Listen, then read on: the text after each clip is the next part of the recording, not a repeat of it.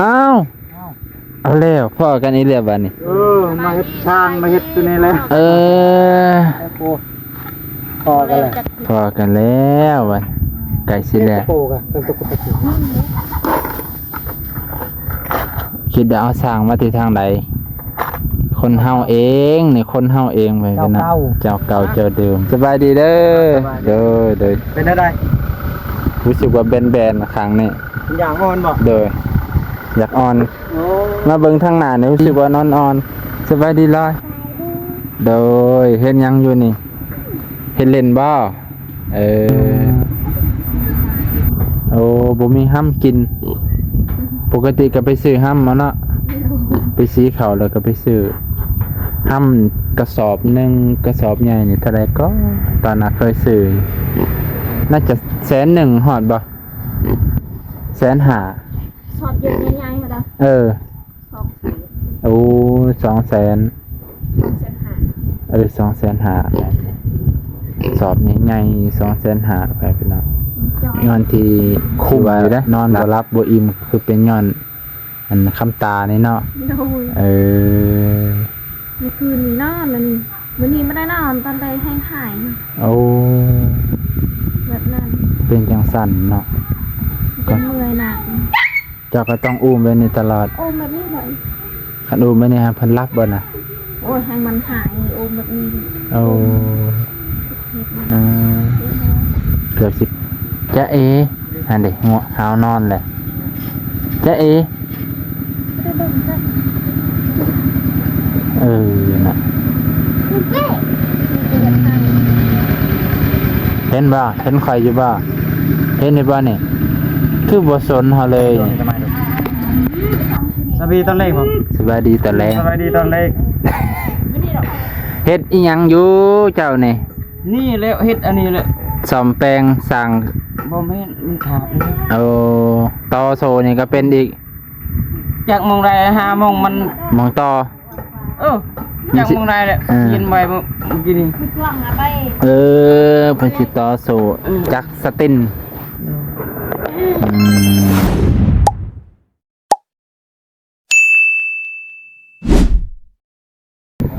สบายดีพ่อแม่พี่น้องลุงป่าเบิดสู่คู่สู่คนจีเคารพเช่นเก่าเช่นเคยพ่อแม่พี่น้องมื้อนี้บ่าวน้องมาตอนหัวค่ำหัวแรงเพื่อนน้องแดงมาพ่อกับป้าตบ่าวน้องพ่อผู้ใดพ่อแม่พี่น้องขอโทษขออภัยหลายๆถ่ายเพิ่นบ่ทันเพิ่นกลับแล้วพ่อแม่พี่น้องบ่าวบอสพ่อแม่พี่น้องเนาะบ่าวบอสเพิ่นมาแจกเสื้อผ้าแจกเสื้อผ้าแล้วก็แจกพวกแนวอยู่แนวกินนี่แหละแล้วก็บ่าวลาวไปพุ่นน่ะเพิ่นก็สิได้กลับแล้วบ่าวน้องมานำบ่ทันอ้ายเพิ่นตะโอ้ยบาดน้องเสียดายเนาะเสียดายบ่าวบอสบ่ได้ทายนำกันซ้ำไปแล้วอันนี้กับหัวหน้าเฮาเองไปพุ่นน่ะบ่าวจอยเพิ่นกำลังสัมภาษณ์น้องเพิ่นอยู่สบายดีบ่าวจอยมาโดนแล้วบ่แป๊บเดียวหยังโอ้แป๊บเดียวนั่นน่ะโดยสบายดีเด้มึงมาได้ไสมาแต่ปากกล้วยถ่ายไผลุงดอนบ่ได้ถ่ายเลยนอนเลยเรียนบ่กะถ่ายอยู่ไปถ่ายลุงดอนให้นี่เด้อมีแต่เขตลุงดอนนั่นแหละตอนนี้เฮ็ดหลายครบเยอะคนเปื่อนั่นบ่แต่ว่ากะจังว่าแหละลุงดอนก็อยากอันนี้อยู่ยังเป็นเฒ่าเพิ่นแก่แน่เลยคนใดมานั่งเตียงแม่เมื่อยืนเหรอวะนั่น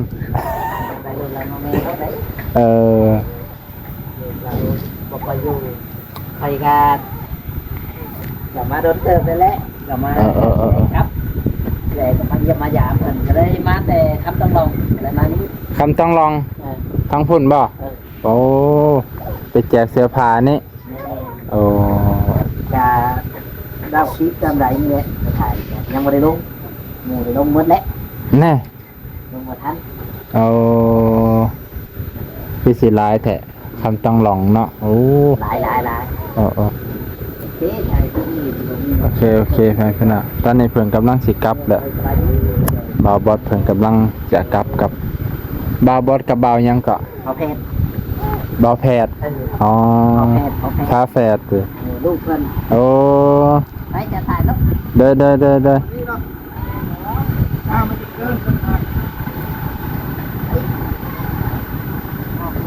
โอ้ต่อแฟนพี่น้องเนาะแม่นแล้วคุมนั่นบ่รอนี่จนรู้สึกว่าอันนั้นหน่อยหนึง ฮะ สบายดีเด้อ สบายดี เด้อ เป็นอะไร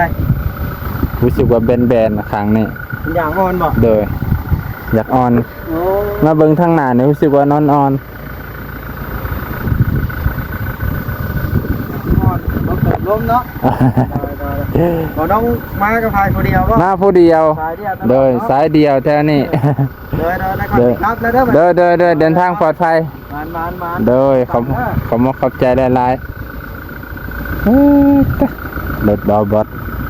นี่พี่น้องเปิดกำลังสิกลับเพิ่นมาติไปแจกเสื้อผ้าเพิ่นน่ะแจกเสื้อผ้าอาสนอนรถเพิ่นโตนคุ้มนี่บึ้มรถดีแต่ว่าบ่ถึกบางโคนเพิ่นพี่น้องต่อเอาไปพี่น้องเฮาก็สิมาเบิ่งห้องน้ำ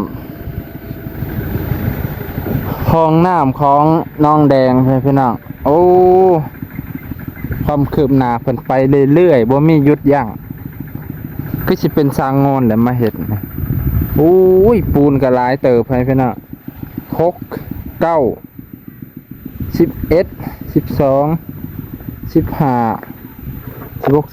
17กระสอบพี่น้องน่าจะ20กระสอบแหละประมาณนี้ปาดโต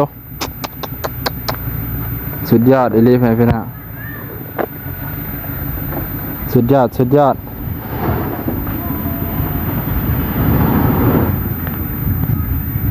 โอ้เห็นยังลอยสบายดีลอยโดยเห็นยังอยู่นี่เห็นเล่นบ่เล่นโยเพิ่นน่ะห้องน้ำร้อยคืองามแท้ฮะปาตัวห้องน้ำคำตาคักอะไรไปพี่น้องพื้นพันกระเทอันนี้2 สั่นเลยบล็อก2 สั่นเห็ดเป็นคานเลยพี่น้องเนาะเผื่อบ่ให้มันแตกพังได้เห็ดเป็นหนึ่งกระคักคือกันพี่น้องบ่น้องฮักก็มาเห็นก็เลยฮักก็ตาสว่างว่าแล้วเฮาบ่เคยเฮ็ดแน่พอมาเห็นฮู้ก็โอเคเถอะหน้าเถอะในค่อยปรับใส่โอ้นี่น่าจะเป็นคันเลยพี่น้องเป็นคันรถได้นี่ตัวครบสูตรเลยพี่น้องนี่ดินบล็อกเต็มเลยพี่น้องครบสูตรแล้วครบทุกอย่างครบมีผ้าใบผ้ากังยันสร้างห้อน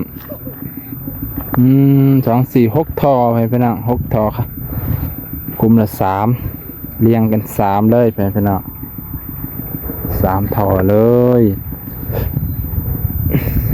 ใส่กันเป็นปียาวๆเลย 2-3 ปีไปละเพราะว่าเขตนี่กะในการทายกับบ่ค่อยดุปานใดพี่น้อง1ย้อนว่าอาหารบ่ค่อยมีหลาย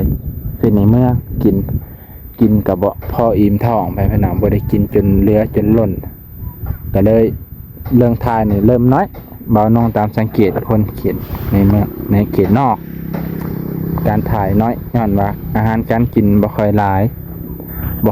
แนวแล้วก็บ่ค่อยกินผมเพื่อยกินพออยู่ได้ประทังชีวิตพี่น้องนะโอ้บ่าวน้องว่าสิมาแต่เช้าผิดพลาดมื้ออื่นก่อนพี่น้องมื้ออื่นสิมาแต่เช้าซื้อแนวอยู่แนวฝากสร้างเพิ่นก่อนเนาะ แต่ว่ามื้อนี้เฮาก็บ่ได้มาแต่เช้าบ่น้องก็ค่าเวียกมื้อนี้ไปตัดหลักขั้วให้โรงเรียนไปพี่น้องเพราะว่าบ่น้องเพิ่นรวมกันแล้วตัดหลักขั้วเพื่อจะให้โรงเรียนต้องเฮ็ดหัวเพราะว่ายานเด็กน้อยแล่นออกถนนเพิ่นก็เลยให้ครอบครัวละหาเสาบ่น้องเขาได้ไปตัดเสานี่10หาเสา3ครอบครัวเนาะต่อโอ้วงกบ3เลยพี่น้องห้องน้ำแสดงว่า2ห้องได้นี่เนาะห้องอาบกับห้องทายวงกบ3วงเลยสุดยอดพี่น้องสุดยอดสายบนนี่เลยอันนี้ก็ขอบมกขอบใจมายังผู้ใหญ่ใจดีที่เมตตาน้องแดงไว้พี่น้องเนาะที่ดีตนสงสารเพิ่นให้เพิ่นอยู่ให้มีอยู่ดีมีกินดีขึ้นหลายกว่าเก่าไปพี่น้องหลังจากที่เพิ่นก็อยู่ในสภาพนี้ก็ตั้งแต่สร้างครอบครัวมาพุ่นแหละตั้งแต่สร้างครอบครัวมากัดหลายฝ่าลาปีเลยเติบเลยจนคำตาใหญ่พุ่นแหละไปพี่น้องนะคำตาจนใหญ่จักปีเลยจักว่า35 ปีแล้วไปจักจะได้ใหญ่เป็นกระไดหลังงามๆบัดนี้สมกับความขยันสมกับความดีของนางแดงน้องแตงไว้เนาะบ่น้องกายินดีกับเพิ่นได้ห้องน้ำได้ห้องครัวบ่ฮู้ว่าห้องครัวเพิ่นสิเฮ็ดทางใดอันนี้บ่แน่ใจไว้นะแต่ว่าเสากับเห็นเพิ่นเตรียมพร้อมไว้เบิดแล้วแต่เบิ่งหมูอ้วนเพิ่นก็จะแม่นว่าผู้ควมหมูพี่ช้างคือมาอ่อนเอิ้นหมูอ่อนพุ่นน่ะมันบ่ได้กินหำ โอ้บ่ได้กินห้ำก็เลยมาอ่อนจ้ะบ่ บ่มีหำกิน โอ้บ่มีห้ำกิน ปกติก็ไปซื้อห้ำมาเนาะไปสีเขาแล้วก็ไปซื้อห้ำกระสอบหนึ่งกระสอบใหญ่นี่เท่าไรก็ตอนนั้นเคยซื้อน่าจะ100,000ฮอดบ่150,000สอดเยอะใหญ่ๆค่ะเด้อ200,000 โอ้200,000 250,000 250,000สอบใหญ่ๆ250,000ไปพี่น้อง จอยมันก็กินหำ คุ้มอยู่ได้หลายเดือนอยู่กับมึงเถอะกับบ่ฮอดเดือนดอกฮอดบ่สอบใหญ่ๆเอาวายเพิ่นสีพร้อมๆลงหน่อยนึงตอนน่ะตัวแก้มเพิ่นนี่ บ่ได้กินหำ บ่ได้กินหลายมื้อแล้วบ่นี่ โอ้ยลายมือแล้ว เออ พอทัก10มือ ตาโต กินข้าวนึงแล้ว เขาหนึ่งเรือหั่นบ่กิน แล้วก็หากินธรรมชาติเลยนะน้องแตงไปใส่มันนี่ มือซื้ออันนั้นรับที่ใช้จัก โอ้เพิ่นแปลงจักอันพ่อโงนบ่มาเฮ็ดห้องน้ำนี่ควรโอ้บ้านเฮานี่คิดว่าสร้างโงนเพิ่นสิมาเฮ็ดหยังเฮ็ดครัวบ่เขาจางอันนี้ โอ้เนาะแสดงว่าเป็นเปลี่ยนสร้างจักคนสร้างฮอดบ่2 คนเดี๋ยวมื้ออื่นสิมาซื้อแนวมาผักมาตอนเพิ่นกันแต่เฮ็ดเพิ่นหาก็เริ่มมื้อนี้เด้เนาะ ก็เลยมื้อนี้ โอ้หาก็เริ่มมื้อนี้ไปพี่น้องไวเติบเพิ่นก็เพิ่นก็สิเฮ็ดเป็นคือสิชำนาญตามเบิ่งปึ๊บปั๊บได้คนใหม่เบิดเนาะสร้างตัวนี้ได้คนใหม่เบิด สุดยอดเลยบาลาเพิ่นก็ติดต่อหาสร้างเก่งกว่าสิได้สร้างดีๆหายากไปพี่น้องมื้อนี้ก็สิซ้ำนี้ก่อนไปพี่น้องลุงปะมื้อนี้ก็มาเยี่ยมยามถามข่าวหลังจากที่เพิ่นขึ้นเฮือนใหม่แล้วลืมถามความลับ รับนอนจังใดเป็นจังไดการรับการนอนฝันดีบ่ฝันดีอะไรบ่ฝันดีหมายความว่าจังไดเนาะ เจ้าบ่ได้นอนไหวพระกราบบ่จัก ไว้คือกัน ไหวคือ ไม่ได้นอนลูกหาย ก็ มี คือ แต่หนังแบบนี้อูมแบบนี้ ก็คือเป็นย้อนที่ว่านอนบ่หลับบ่อิ่มคือเป็นย้อนอันคำตานี่เนาะ โดย เมื่ เมื่อคืนนี้นอนแล้วนี่วันนี้ไม่ได้นอนตอนใดให้หาย โอ้ แบบนั้น เป็นจังสั่นเนาะ เป็นเมื่อยหนัก เจ้าก็ต้องอุ้มไว้นี่ตลอด โอมแบบนี้เลย คันอุ้มไว้นี่ฮะเพิ่นรับบ่น่ะ โอ้ยให้มันหายโอมแบบนี้ โอ้ เห็ดไม่ได้ เกือบสิเป็นเดือนแล้วเนาะเดือนกว่าๆแล้วคำตาเพิ่นก็สิเป็นเด็กเลี้ยงง่ายสอนง่ายบ่เนาะคือเป็นจังซี่ หรือสิเป็นเล็กเลี้ยงยากว่าอนาคตกับบ่ฮู้คือกัน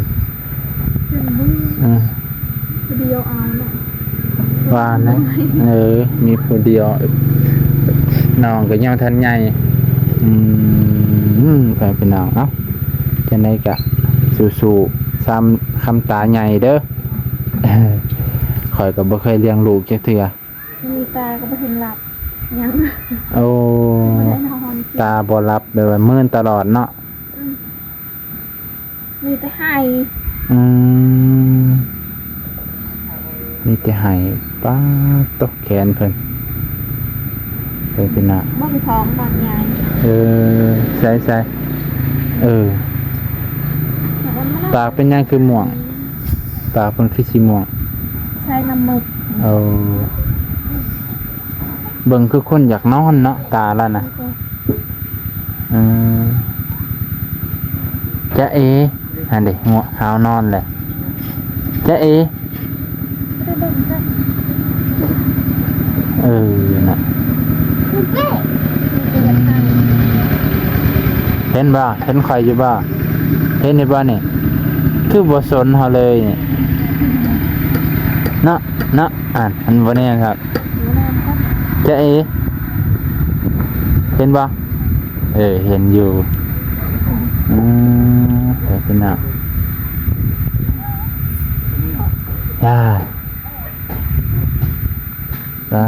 คือคนประอัดปรุงนี่ เนาะเอ้าตาดิตนเพิ่นแม่ลูกอ่อนทำใจแบบนี้แล้วเพิ่นว่าน่ะกลัวสิทำตาสิใหญ่เจ้าก็เอื้อยเพิ่นจะสิจอยเพิ่นว่าจัก จอยแล้ว ต้องบำรุงแนวอยู่แนวกินเจ้าแล้วบัดนี้เพราะว่านอนบ่อิ่มต้องอาศัยทางบำรุงแหละ เมื่อวานนี้ยันอุ้มไหวนอนเลยในห้อง แปลว่ารับทั้งนั่งเลยนี่แบบนี้แหละกำลัง กลางเว้นนี่เนาะ นอนเลยยังนอนป้า เพิ่นว่ารับค่านอนเลยรับค่านั่งรับค่านั่งไว้อุ้มแบบนี้พร้อมกันนอนเลยเนาะ ก็ได้นอนล่ะ เอาที่นอนได้อิงไว้เลยรับแบบคำตาเนี่ยคือเป็นจังซี่500แม่เมื่อยเลยได้นี่เพิ่นน่ะ คืนนี้ไม่ได้อยากนอนหมดเลย โอ้ผูกคำเต็มนี่เนาะนางเต็ม เสียแบบนี้เหรอฮะเอาถ้าเบิ่ง2 เดือนกว่าๆ2 เดือน3 เดือนสิเป็นจังไดต่อให้ขนาดเดี๋ยวบ่น้องสิไปทักทายสร้างว่ามันก็เห็นสร้างแบบคือคุ้นตาไปนะสร้างเป็นจักผู้เก่าว่าจักเนี่ย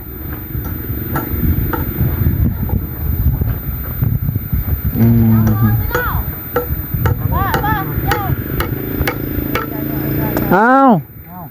าแล้วพ่อกันอีเรียบบัดนี้มาเฮ็ดช่างมาเฮ็ดตัวนี้เลย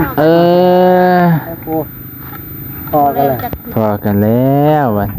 ไก่สิแล้วคิดว่าเอาสร้างมาที่ทางใด คนเฮาเองนี่คนเฮาเองไปกันนะเจ้าเก่าเจ้าเดิม 10บ่ เป็นยามผูกแขนก็ยังผูกเก่า แน่น บัดมาเฮ็ดเวียกก็ผูกเก่าคือเก่า นี่แหละฝีมือดีเฮ็ดจังได้ก็เพิ่นก็เอิ้นใส่เอิ้นหา นะก็มา เพิ่นสิมาเฮ็ดเพิ่นสิเฮ็ดปอกคือบิดกับตัวนั้น ไปทางไหน บ่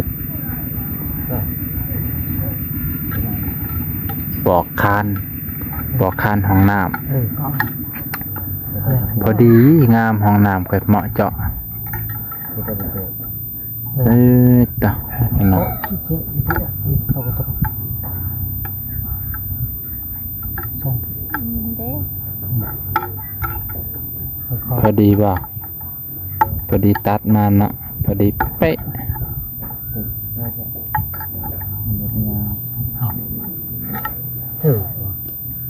เจอบ่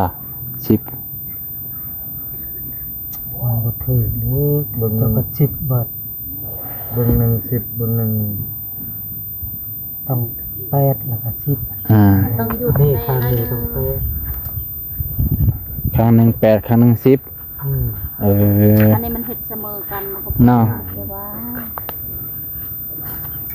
ว้าวไปสิ เป็นเฮ็ดปอกไปเป็นน่ะมาอื่นเอาไว้เทข้าน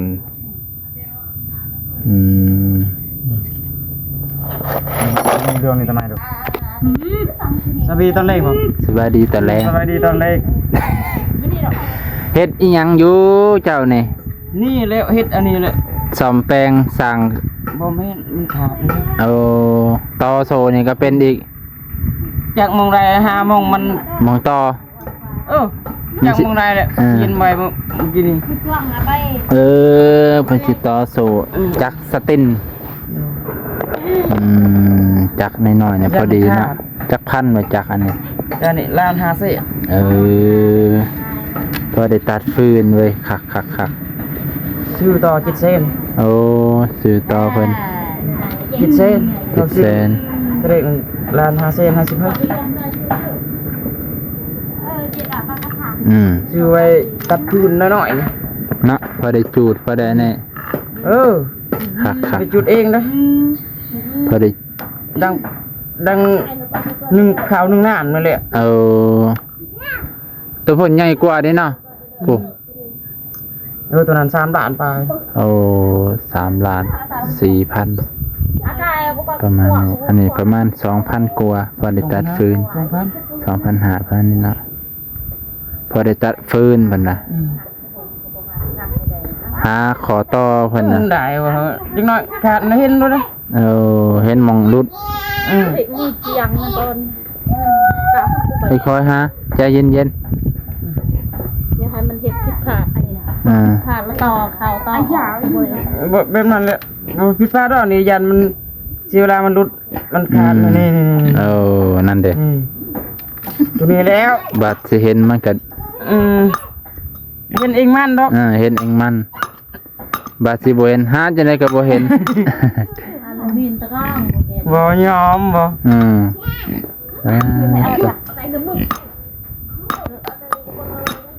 โอเคไปพี่น้องมาเบิ่งน้องแตงเป็นช่างแล้ว1 วัน เป็นสร้างบ่เอาเลยคือเป็นสร้างวะ เป็นสร้างแล้วนี่สร้างซ่อมแปลง จำเป็นจาก คำมันรุดนี่มันโซมันก็บ่ได้ดีดหาเฮาบ่ โอ้โหเท่าดีเลย โอ้ นั่นแหละ ขอยานมันดีดฟัดโอ้ยถึกหน้ากำลังกลมตัดนี่นะขอยานแบบนั้นจักแรกเครื่องหน่อย คือการเครื่องใหญ่ โอ้ ไม่พูดงานก็ได้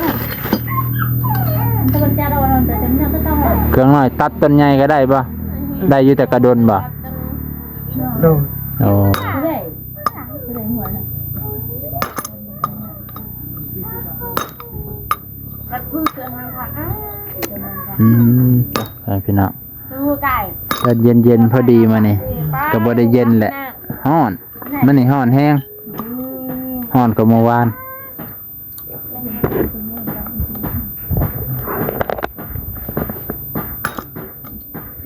เอาต้องของ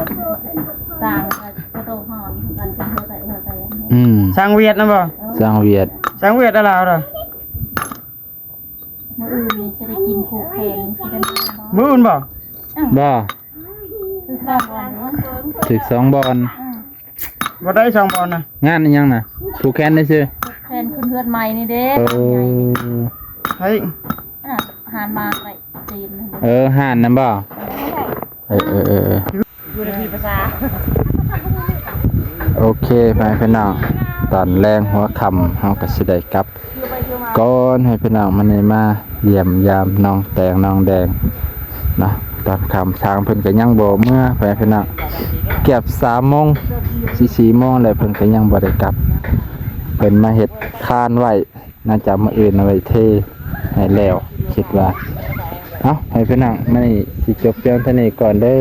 ขอให้ลุงป้าบ่สุขสุขคนขอบใจขอบพระคุณแฟนพี่น้องที่รับชมตั้งแต่ต้นจนจบณโอกาสนี้ขอบพระคุณหลายๆอยู่ดีไม่แห้งเจ็บอยู่ใดใครอย่ามีเด้อวัดสุขสู่คนขอบพระคุณขอบมุกขอบใจหลายๆ